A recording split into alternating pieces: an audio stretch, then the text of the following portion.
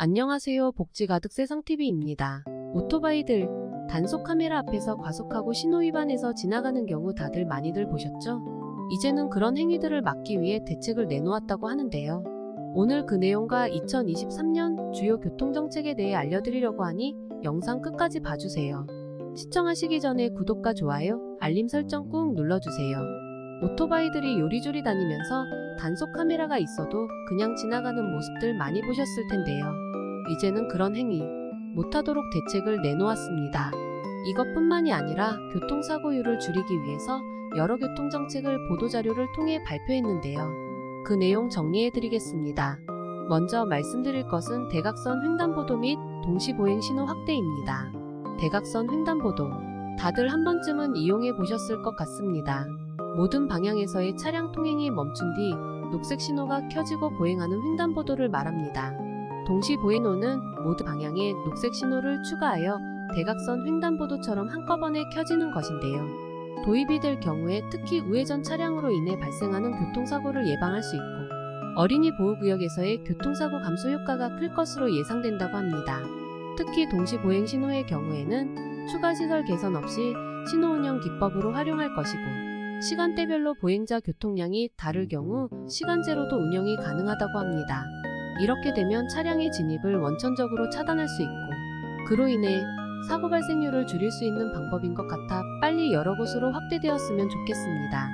다음은 제한속도 탄력적 운영도로 확대에 대한 내용입니다. 제가 다른 영상에서도 한번 언급은 했었는데요.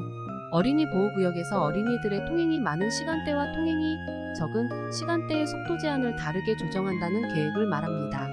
도시부 도로의 속도는 기본적으로 시속 50km로 유지를 하고 보행자의 횡단 가능성이 낮은 곳, 교량과 터널 같은 보행자 접근이 어려운 구간은 시속 60km로 상향할 계획이라고 합니다. 어린이 보호구역의 탄력적 속도 제한은 통학시간 내 속도 하향 2개소, 야간시간대 속도 상향 9개소에서 이미 시범 운영 중이고요. 분석을 거친 후 하반기까지 전국 확대 여부를 검토할 예정이라고 하니 이 점 알아두시면 좋겠습니다. 탄력적 제한속도 시범 운영 현황은 사진으로 첨부드렸으니 참고해보세요. 다음 2종 보통면허에만 적용하던 자동변속기 조건을 1종 보통면허에까지 확대한다는 내용입니다. 먼저 1종 보통과 2종 보통의 차이점을 아셔야 하는데요. 첫 번째는 운전 가능 차량의 범위가 다르다는 점입니다. 1종 보통이 2종 보통보다 차량의 범위가 더 많고 넓습니다. 면허 종별로 운전 가능한 차량의 목록은 위의 표와 같은데요.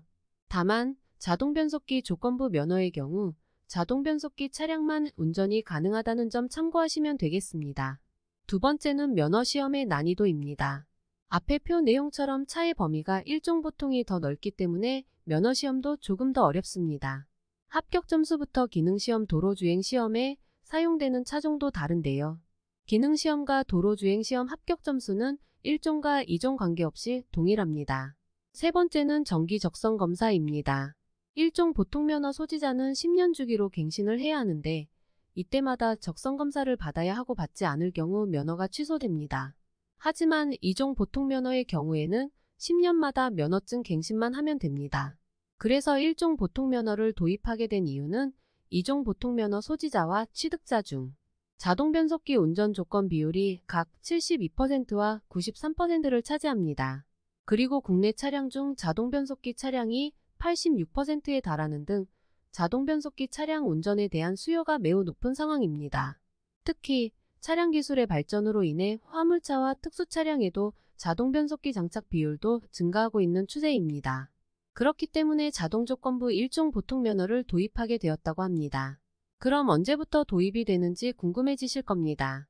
우선은 시행되기 위해서는 법령도 개정이 되어야 하고 시험용 차량도 교체하는 등 사전 절차가 필요합니다. 법령 개정의 경우 올해 하반기에 완료될 것으로 예상이 되고요.